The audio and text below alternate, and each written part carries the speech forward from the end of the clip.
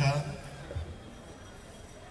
আসলে আজকের এই দিনটা খুবই একটি আলোকিত দিন। সব এই স্কুলে সব আলোকিত মানুষগুলো এখানে এসে উপস্থিত হয়েছে। প্রত্যেকটি শিক্ষা প্রতিষ্ঠানের জন্য এই ধরনের একটি অনুষ্ঠান সকলেই অপেক্ষায় থাকে। বাংলাদেশের খুব কম প্রতিষ্ঠানই আছে এইভাবে এই ধরনের অনুষ্ঠানগুলো উদযাপন করে। একদম দ্বীপ এলাকার একটি স্কুল, সেই স্কুলে এই ধরনের একটি অনুষ্ঠান হচ্ছে, সেটা খুব আনন্দের। এবং আপনাদের এই এলাকার অভিভাবক, কৃতি সন্তান আলাস মাহফুজুর রহমান মিতা যখন আমাকে এই কথাটি বলেছে যে এখানে সুবর্ণ জয়ন্তী অনুষ্ঠান হবে, আমি তাৎক্ষণিকভাবে তাকে সম্মতি জানিয়েছি যে আমি সেই অনুষ্ঠানে যেতে চাই। এবং আমি বিন্দুমাত্র দেরি করি নাই, কারণ আমি মনে করি যে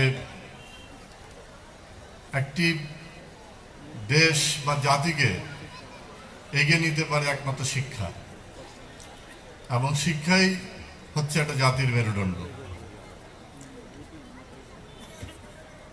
এই পূর্ব সন্দ্বীপ বহুমুখী উচ্চ বিদ্যালয়, আমাদের পূর্বপুরুষেরা বিশাল একটা স্বপ্ন নিয়ে এই বিদ্যালয়টি প্রতিষ্ঠা করেছিল।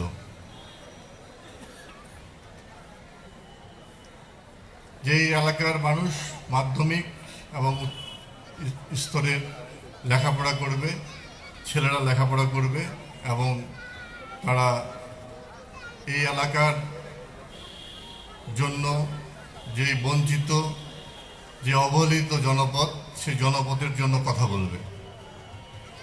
আজকে এই পূর্বপুরুষদের সেই পদক্ষেপ অবশ্যই সফল হয়েছে এবং সার্থক হয়েছে। কারণ এই সন্দ্বীপের মানুষ শুধু সন্দ্বীপেই কথা বলছে না, বাংলাদেশেই কথা বলছে না। মহান জাতীয় সংসদে আপনাদের প্রতিনিধি হিসাবে মাহফুজুর রহমান মিতাই শুধু কথা বলছে না, সন্দ্বীপ হচ্ছে বাংলাদেশের সেই এলাকা যে এলাকার মানুষ সমগ্র পৃথিবীতে বাংলাদেশের পক্ষে কথা বলছে। বাংলাদেশের কোনো উপজেলা পাওয়া যাবে না যেই উপজেলার মানুষ, পৃথিবীর যেই জায়গায় বাংলাদেশের মানুষ আছে সেখানে সন্দ্বীপের মানুষ আছে। আমরা সন্দ্বীপকে বলতে পারি যে বাংলাদেশের অ্যাম্বাসেডর,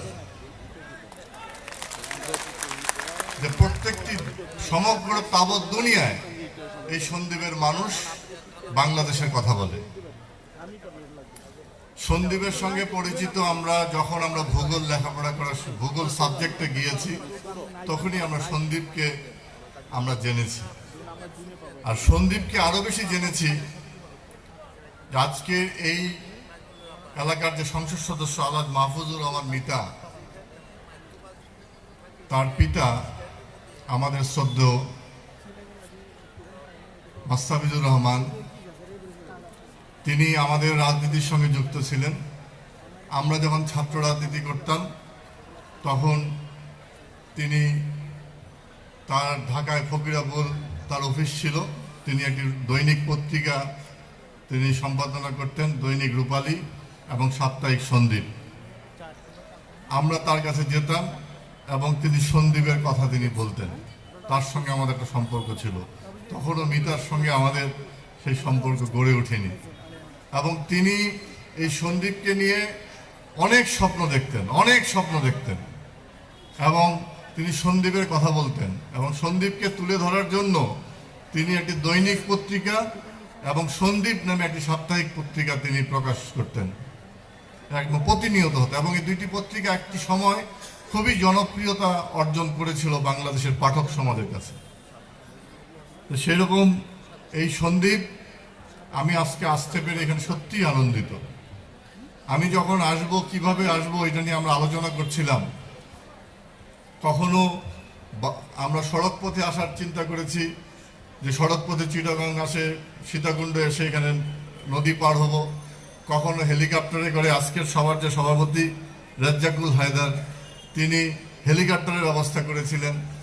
তো আমি সর্বশেষ চিন্তা করলাম যে হেলিকপ্টারে যদি আসি, সরাসরি উপর দিয়ে এসে নেমে যাব। এবং আমি পরে চিন্তা করলাম যে না, আমি চিটাগঙ্গে আসবো আগে, তারপরে আমি সমুদ্র পাড়ি দিয়ে, নদী পাড়ি দিয়ে আমি সন্দ্বীপে যেতে চাই। কারণ এই বিষয়গুলো, এটা কেন যেতে চাই, কারণ আপনাদের সংসদ সদস্য মাহফুজুর রহমান মিতা, তিনি সন্দ্বীপের যেই মানুষের যে কষ্টগুলো, দুর্দশাগুলো, বেদনাগুলো বারবার সংসদে বলেছে, ব্যক্তিগতভাবে আমাকে বলেছে, আমাদের সংসদীয় কমিটিতে বলেছে, এগুলো উত্থাপন করেছে। এবং আমি এই এলাকার, আপনারা বললেন যে নৌ পরিবহনের সঙ্গে আপনারা খুব বেশি যুক্ত, আপনাদের এলাকার কথা বলার জন্য তিনি এই 1 বছরে আমার কাছে মিনিমাম 10 বার তিনি গেছেন। তিনি কত আন্তরিক হলে একজন সংসদ সদস্য, আমার মনে হয় না আমার এলাকার মানুষের কাছে আমি কোনো মন্ত্রীর দপ্তরে আমি 2 বার গেছি, আমার কাছে মনে হয় না। শুধু একটি মন্ত্রণালয়, তিনি বারবার বলেছেন আমাদের একটি বিষয় দরকার, সেটা যোগাযোগ। এবং এই বিষয়গুলো আপনাদের সকলের বক্তব্যের মধ্যে উঠে এসেছে। এখানে উপজেলা চেয়ারম্যান শাহজাহান বিয়ে, সাধারণ সম্পাদক মাইনুদ্দিন মিশন, তিনি তো একদম মিশন নিয়ে আসছেন এখানে, সব কথাগুলো তিনি বলে দিয়েছেন। আসলে এগুলো আমাদের দরকার। এবং মাননীয় প্রধানমন্ত্রী দেশরত্ন শেখ হাসিনা এখানে আপনাদের প্রতি কত আন্তরিক। 1991 সালের পরে তিনি একবার এখানে এসেছিলেন, আমরা তখন তার সফর সঙ্গী ছিলাম, কিন্তু আমরা সন্দ্বীপ পর্যন্ত আসি নাই, আমরা চট্টগ্রাম পর্যন্ত ছিলাম। আজকের সভাপতি যেটা বলল যে আমি আপনাদের সঙ্গে আসতে পারি নাই, আরেকটি বোর্ডে উঠেছি, আমাদের ওই রকম একটি অবস্থা ছিল যে যেই সফর সঙ্গীরা ছিল সবাই আমাদের সংকলন হয়নি নৌকার মধ্যে, আমরা ওইখানেই রয়ে গিয়েছিলাম। তো যাই হোক, সে মাননীয় প্রধানমন্ত্রী যখন ফিরে যান তখন মনে হয় ভাটার মধ্যে তিনি পড়েছিলেন এবং তাকে অনেকটা কাদা পাড়ি দিয়ে তাকে মূল ভূখণ্ডে যেতে হয়েছিল। তো যাই হোক, সন্দ্বীপের ব্যাপারে তিনি জানেন। 2012 সালেও তিনি প্রধানমন্ত্রী হিসেবে এখানে এসেছেন। ইতিমধ্যেই সব থেকে বেশি যেটা দরকার এই মুহূর্তে, পানির অপর নাম জীবন। এখন বাংলাদেশের মানে অগ্রগতির অপর নাম হচ্ছে বিদ্যুৎ। এই বিদ্যুৎ কিন্তু আপনাদের কাছে দিয়েছেন তিনি একদম সাবমেরিন কেবলের মাধ্যমে। এটা আস্তে আস্তে আপনার ডিস্ট্রিবিউশনের কাজ চলছে এবং ইতিমধ্যেই যেটা অর্থনৈতিক জোন তিনি করেছেন। আমার মনে হয় যে আগামী 5-10 বছর পরে এই সন্দ্বীপ যেভাবে অবহেলিত আছে, আমার মনে হয় পুরো সন্দ্বীপ বাংলাদেশের অর্থনীতিকে একটা বিরাট এখনই যোগান দিচ্ছে। যেহেতু আমাদের রেমিটেন্স আসে, আরো বেশি স্থানীয়ভাবে একটা বিশাল অর্থনৈতিক একটা শক্তি হিসাবে সন্দ্বীপ দাঁড়িয়ে যাবে। তা আমি আজকের এই অনুষ্ঠানের যারা ছাত্রছাত্রীরা আছেন বর্তমান এবং সাবেক, তারা আমি শুনলাম দেশের বাইরে থেকে এসেছেন, বাংলাদেশের বিভিন্ন জায়গায় কর্মক্ষেত্রে আছেন, আপনারা এসেছেন, আপনাদের এটা নারীর টান। এই যে এখানে আপনারা উপস্থিত হয়েছেন, কথা বললেন, আজকেও কথা বলবেন, আগামীকালকেও কথা বলবেন, 2 দিন ব্যাপী স্মৃতিচারণ করবেন, সবার সঙ্গে দেখা হচ্ছে এবং যে ভাবের আদান প্রদান হচ্ছে। বর্তমান যে ছাত্রছাত্রীরা আছে তারাও উৎসাহিত হচ্ছে আপনাদের এই সান্নিধ্য পেয়ে, তারাও ভবিষ্যতের স্বপ্ন দেখা শুরু করেছে। আমি বক্তব্য বাড়াবো না। এখানকার এতক্ষণ যাবৎ যে বেদনার কথাগুলো শুনেছি, যে কষ্টের কথাগুলো আপনারা বক্তব্যের মধ্যে উপস্থাপন করেছেন, আমরা এগুলোর ব্যাপারে পদক্ষেপ নিয়েছি। এখানে আমাদের উপজেলা আওয়ামী লীগের সাধারণ সম্পাদক, যোগ্য সাধারণ সম্পাদক, তিনি বলেছেন যে তার সন্তান জীবনের ঝুঁকি নিয়ে তিনি চট্টগ্রাম মেডিকেল কলেজে গেছেন। আমি এইটুকু বলতে চাই, মাহফুজুর রহমান মিতা যদি আমাকে দ্বিতীয়বার আসে, আমি রাত্রেবেলা আসতে চাই এখানে, দিনের বেলা নয়। কারণ যে কথাটি বলেছেন আসলে খুবই নগণ্য। যদি 10টি বয়াবাতি যদি এখানে আমরা সেট করতে পারি 2.5 কোটি টাকা, এটা আমরা পারবো না? এটা রাষ্ট্রের দায়িত্ব, এটা চাইতে হবে কেন? এই দেশের দায়িত্ব। অতএব এটা আমরা করবো। এবং ইতিমধ্যেই আমাদের হোভারক্রাফট, যেটা বর্ষা এবং সাইক্লোন বিভিন্ন দুর্যোগের সময় যেটা ব্যবহার দরকার হয়, বাংলাদেশে আমাদের নাই। আপনাদের খেয়াল আছে 1991 সালে যখন প্রলয়ঙ্করী ঝড় হয়, তখন আমেরিকান কোস্টগার্ড তারা কিন্তু কিছু হোভারক্রাফট এখানে নিয়ে এসে অপারেশন করেছিল। তা আমরা ইতিমধ্যেই মাননীয় প্রধানমন্ত্রী আমাকে রাশিয়ায় একটা নৌবাহিনীর একটা ইয়েতে পাঠিয়েছিলেন, অনুষ্ঠানে পাঠিয়েছিলেন। সেখানে নৌবাহিনীর সেই হোভারক্রাফট আমরা দেখে এসেছি। এবং ইতিমধ্যেই আমাদের মন্ত্রণালয়ের সভায় আমরা ইতিমধ্যেই এটাকে পদক্ষেপ নিয়েছি যে আমাদের মন্ত্রণালয়ের মাধ্যমে আমরা হোভারক্রাফট এটা আমরা সংগ্রহ করব, কারণ যেন দুর্যোগে এলাকার মানুষের কাছাকাছি মানুষ যেন চলাচল করতে পারে এবং মানুষের কাছাকাছি যাওয়া যায়। আমরা একটা পদক্ষেপ নিয়েছি। এবং আপনার যেটি নির্মাণ হচ্ছে, আপনাদের সংসদ সদস্য ইতিমধ্যে আমাকে বাঁশবাড়ি এবং বাউলিয়া সহ আরও 2টি ঘাট তিনি পরিদর্শন করিয়েছেন, যেটার যোগাযোগ ব্যবস্থা যদি আমরা পদক্ষেপ গ্রহণ করি আপনারা উপকৃত হবেন। আমি আমার মন্ত্রণালয়ে ফিরে গিয়ে, আমি যেহেতু চাক্ষুষভাবে নিজে অভিজ্ঞতা সঞ্চয় করলাম, আমরা মন্ত্রণালয়ে ফিরে গিয়ে আমরা এই বিষয়ে আমরা পদক্ষেপ গ্রহণ করব এবং যেন আপনাদের এই যোগাযোগ ব্যবস্থাটা যেন আরও বেশি সাশ্রয়ী হয়। বিষয়টা হচ্ছে এখন কানেক্টিভিটিটাই হচ্ছে পৃথিবীর একমাত্র ইয়ে। আমরা বিদ্যুতের কারণে আমরা এক ধরনের কানেক্টিভিটি আমরা অর্জন করেছি। আবার এই যে যোগাযোগ ব্যবস্থাটা, যে একটা বিচ্ছিন্ন জায়গা থেকে আমাদের এটা যদি যোগাযোগ ব্যবস্থা যদি ভালো না হয়, তাহলে কিন্তু আমরা পিছিয়ে পড়বো। সমগ্র পৃথিবী আজকে বলা হচ্ছে গ্লোবাল ভিলেজ। কেন? আমরা যখন ছোটবেলা থেকে একটি বিমানের একটি বিজ্ঞাপন দেখে এসেছি, ছোট হয়ে আসছে পৃথিবী। আজকে সত্যি পৃথিবী ছোট হয়ে এসেছে।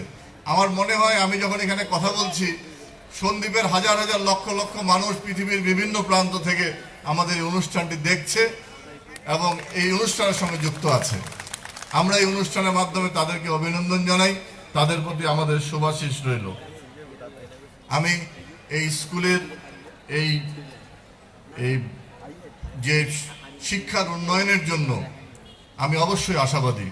আমাদের মহান নেতা বঙ্গবন্ধু শেখ মুজিবুর রহমান তার জীবন যৌবনের পুরো সময়টি তিনি ব্যয় করেছেন এই মানুষের অধিকার প্রতিষ্ঠার জন্য। বঙ্গবন্ধু শেখ মুজিবুর রহমান তিনি সেই পুরুষ যিনি 1947 সালে ভারতবর্ষ থেকে পাকিস্তান নামক রাষ্ট্র সৃষ্টি করার ক্ষেত্রে তিনি একজন যোদ্ধা ছিলেন।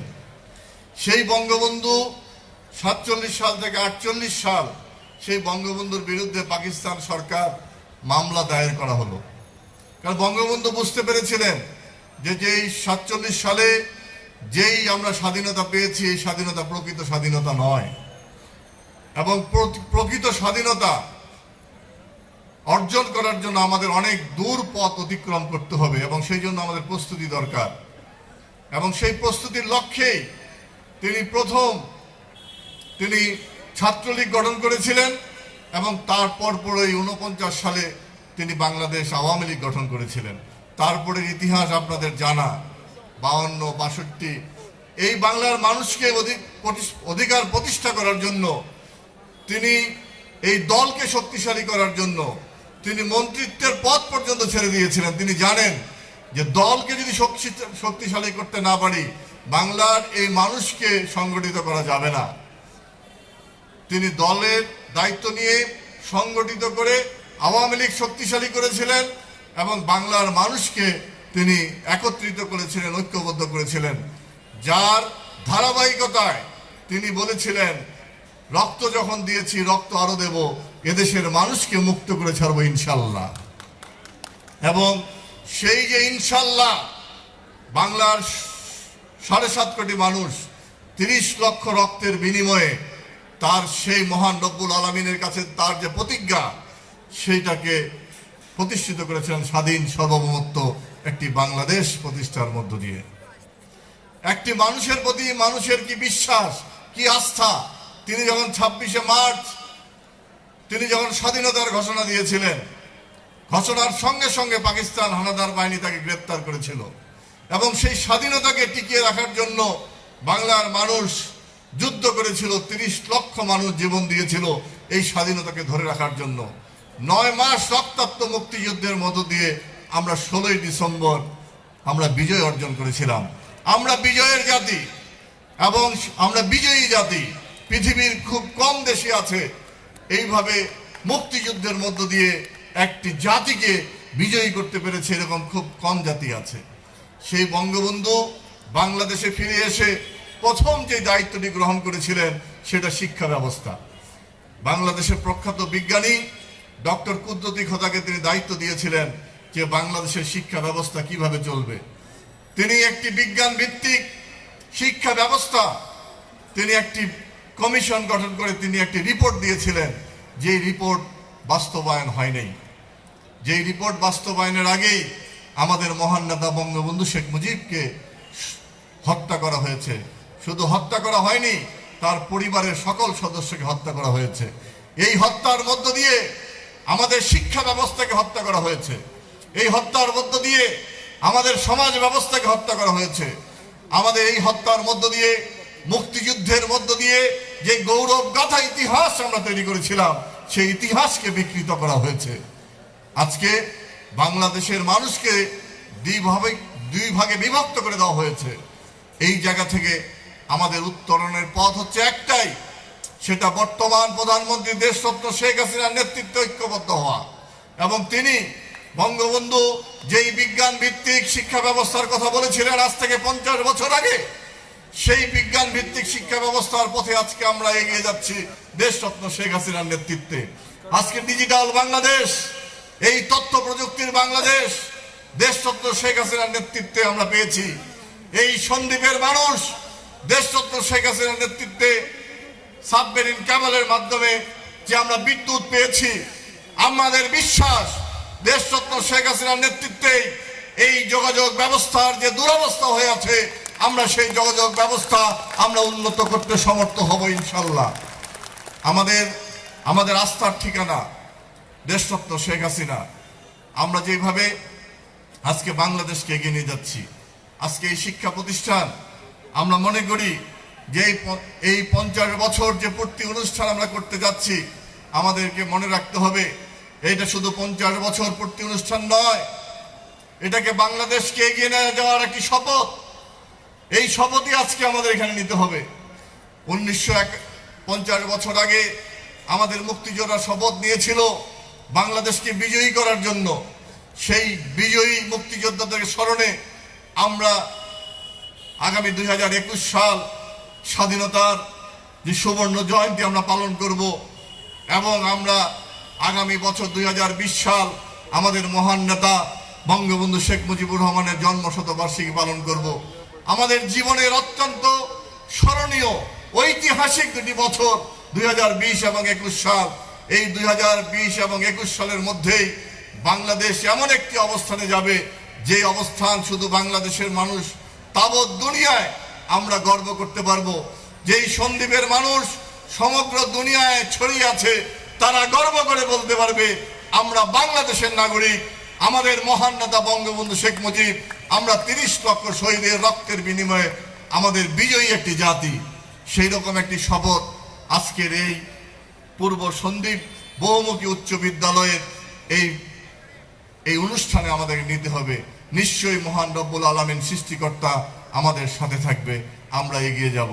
আপনারা সকলেই ভালো থাকেন, সুন্দর থাকেন এবং নিশ্চয়ই আগামী স্বর্ণালী দিনের প্রত্যাশায় রইলাম। আপনাদের সকলকে ধন্যবাদ। জয় বাংলা, জয় বঙ্গবন্ধু। বাংলাদেশ চিরজীবী হোক।